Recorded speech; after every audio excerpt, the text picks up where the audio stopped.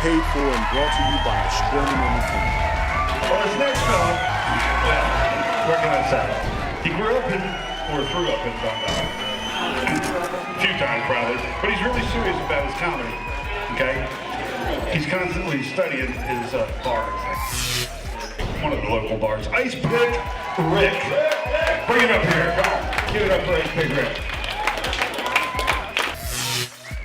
Hey everybody, how y'all doing tonight?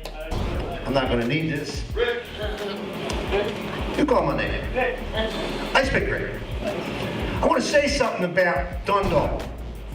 Because the fire department's right across the street from here. And you remember a couple of years ago, the fucking fire department caught on fire.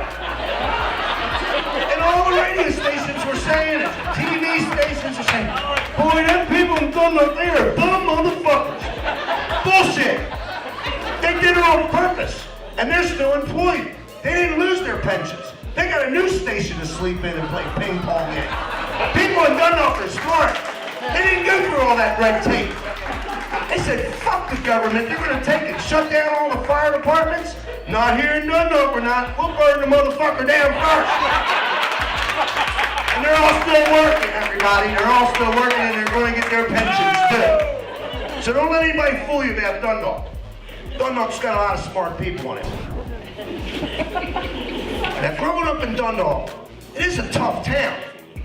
When I was a little kid in elementary school, I was getting smacked on the back of the head, black eyes, people always punching on me and shit. As I got older, I was in high school, and I'm hearing it. Beer bottles smashing against the wall and sirens at night. You know what I did? I moved out of my parents' house.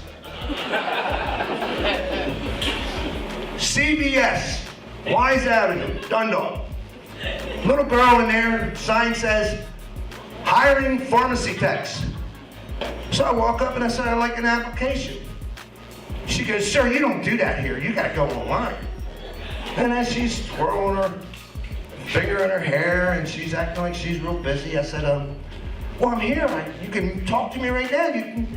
You can get to know me. And she goes, we don't have time for that. You gotta go online. I said, well, what happened to the other pharmacy techs? They all overdose or something? And she goes, no, sir, I don't have time. You're really bothering me. I got online.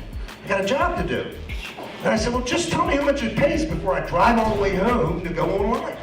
Does it pay like $18, $20 an hour? She goes, sir, it depends on your experience. I said, stop right there. I got 25 years experience with pharmaceuticals. You know, it is hard to get a job. And one of my friends in Dundalk, a good friend, went to high school with him, he calls me up and he says, Rick, all this stuff about pit bulls and dog fighting rings. He says, I'm gonna start a dog fighting ring. I said, Gary, you got two little Shih Tzus. Their arms are real short. They're real furry, they're just gonna roll around. He goes, no, I'm gonna put a spin on it. I'm gonna call it Shih Tzu Jiu-Jitsu dog fighting. I said, you're gonna have two little dogs doing like Chinese fighting, kicking and everything? He goes, I shit you not. But it is hard for us guys to work, and there's no jobs out there. But the proctologists, tell me where is a proctologist in Dundalk? They're all up there in Reisterstown. They're the hoity-toity ones, you know, Randallstown. Oh, if you gotta go to the doctor for your butt, you gotta go drive a half hour. You gotta stay in traffic early in the morning, you know? I'm at the proctologist and he's got me bent over and I said, Doc, I heard you guys make $500,000 a year. You don't think that's a lot? $500,000 a year for what you do? He goes, Ice Pick Rick, you know how many assholes I gotta put up with in a day? Yeah. My wife's not here, I'm glad. I was hurt at first and she says, I'm tired of going out with you. You piss me off a lot of times. You embarrass me in front of people. And I said, well, you know, you go ahead and stay home. I'm going to talk about you tonight. So here we're having sex. She burst out into tears. I want to be a gentleman. She's crying over there on the other side of the bed, so I put out my cigarette. I walk around and put my arm around and said, honey, was it something that I said? Was it something that I did? And she goes, it's my hormones. I said, but I love the sounds that you make. It's sometimes the best part.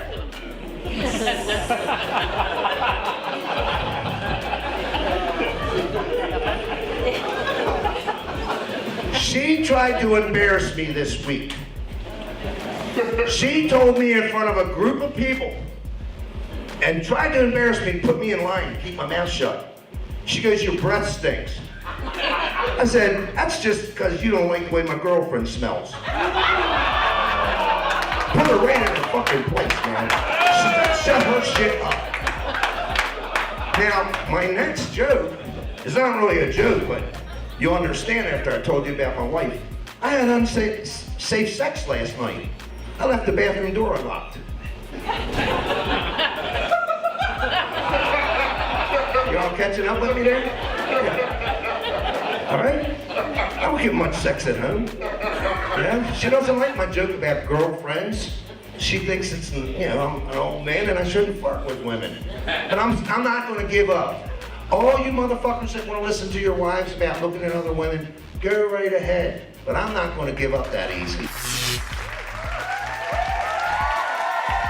Paid for and brought to you by Scruffy Entertainment.